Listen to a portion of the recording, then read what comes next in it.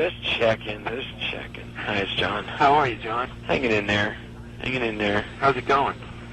Well, I think it's exciting, but it's that usual pregnant pause between, when you turn it in and it comes out. Yeah.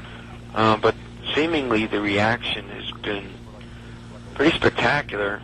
I don't know that I've had this kind of reaction before. Has it gone overseas? Yes. The usual sales trends are happening overseas in both Japan and Europe, which is, always great. But the press response has gone up another level, and it's just sort of, wow, okay. So that's what you think, great. Yeah, right. People are digging the record, I guess is my point. Right. I want to talk to you about this record, your 8th studio album. Obviously, you were coming off a high from the Crush tour and closing the tour out at your home state of Giant Stadium and just having all that, come back. Was there an approach musically when you went in, or was it just songs that you had written on the tour? We don't write on the tour because it's very busy time when we're on the road. If you're not traveling, you're doing interviews or you're prepping for a show. It's very difficult for me to concentrate on the road. Okay. But there was an exuberance post-tour because of the success of Crush, because of that new generation that found the band for the first time. There certainly was an exuberance, and therefore, within a month, Richie and I started the writing process. Wow. It was just to be, at that time, obviously it was going to continue to be optimistic because if there's any thread that's run throughout our records, it's been optimism. But it lacked focus, and as it should initially when you're writing a project, you don't know what the voice of it is. It takes a little time. That's just usual songwriters figuring it out. You write mass and then you hone it down to find its voice. Anyhow, 9/11 became a focal point, and therefore it became more pointed. It wasn't going to be a collection of pop songs. It would be a very well-rounded record in that there would be socially conscious songs, but it wouldn't be a 9/11 tribute record. Well, you were writing that day, right? We were slated to write that day. Obviously, we didn't. Right. But Rich was here at the house, and that's right. I'd heard. Yeah. He was here. He was here. He was here prior the Monday, and I don't know if he was here over the weekend or not. But we were in the writing process.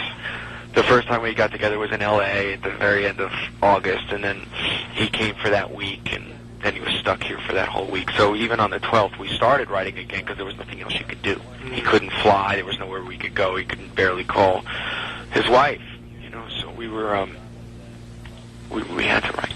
But anyhow, in making the record, one thing we knew was there was another 364 days that year. So there was other things that we needed to say and do.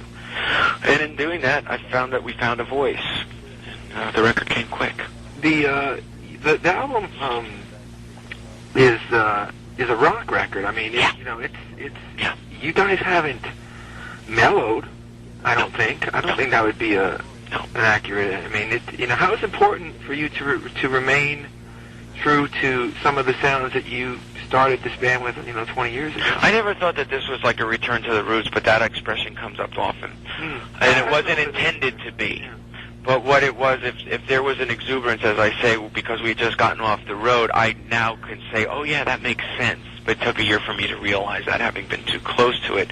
Where with Crush, I had a solo record, did several movies. It took 4 years between, that period of time of These Days and Crush to focus on what those songs were going to be. We'd written 60 songs over that period of time, but 30 of them I wrote without Richie and then 30 of them with. So it became like a Jon and Richie record. 2/3 of it was me, and then, 1/3 of it he came in at the end. So it maybe didn't rock as hard, and it was more singer-songwriter oriented, lyrically oriented. With this record, we did it together, with the exception of Right Side or Wrong. We collaborated on everything. Okay.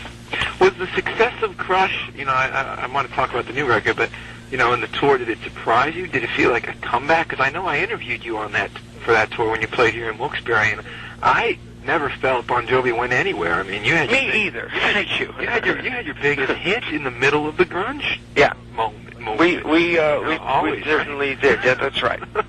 I know, but the perception is what it was, and You know, when we needed to call out the big guns, they were still there for us, the Saturday Night Lives of the world and the Today shows and the radio and what have you. But I understand, and yet it is perceived as though we came back.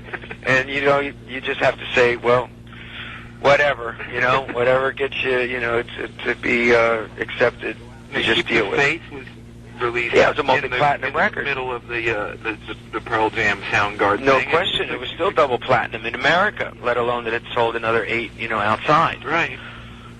You know, Pearl Jam never sold a record with 10 million copies, I'm sure, you know, so what are you going to do? No big deal. Anyhow, a new generation found Crush, and you say, okay, welcome to the, you know, the history of it. I watched the A&E biography last night. Oh, yeah? The publicist sent me an early copy of it. I guess it's going to air next weekend. Mm-hmm. Have you seen it? No. It's good. Good. It's very good. I mean, I'm aware that Al Gore did it, and Elton did it. And yeah, they're all in there. That's really amazing. I interviewed you for the first time when I was 17 years old for a college radio station. Wow. So we've been talking now for half my life, because I'm 35 now. And, you know, I know your story pretty well. Yeah. It's accurate. I think you'll be happy with it. Good. How does the acting and everything fit in now? I mean, are you still going to juggle? I mean, you're committed to this band, I guess, for a tour for how many months? We're going to be out until July, the way it's slated now. It obviously has to take a back burner, but I like it just as much as I love music. No less, no more. They're absolutely equal. Should I have had the opportunity to do a great movie, I would have done it. But the record just seemed to pull ahead with focus, and I jumped at it. The band understand that. It actually energizes the band. You know, we've thought about it now with years that have gone by, and between the, you know, a lot of your peers, I shouldn't mention names so it sounds like I'm being at all crazy, but they're not allowed to do solo records, and they're not allowed to go out and make a movie, and then they sit around frustrated and bored. Right. And our thing thrives on that, because you bring new information back to the table, everybody endorses it, everybody encourages it. Oh, I've noticed in interviews, like even on the A&E thing and on the Behind the Music that was on VH1, Richie seems very supportive. I mean, he seems like he said, I know I saw one thing where he said, it won't surprise me if you win an Oscar someday. I mean, that's about as supportive as you could be, I guess, of a friend trying to branch out. Yeah. Right. No, he's you know, he said all the right things. I saw the Stones last week in Philly. Was it great? It was great. I bet. And I was thinking about time and stuff, because they're out on their 40th anniversary tour, and Bon Jovi's, you know, at about 20 now. Yeah. Can you imagine doing that at 60? No.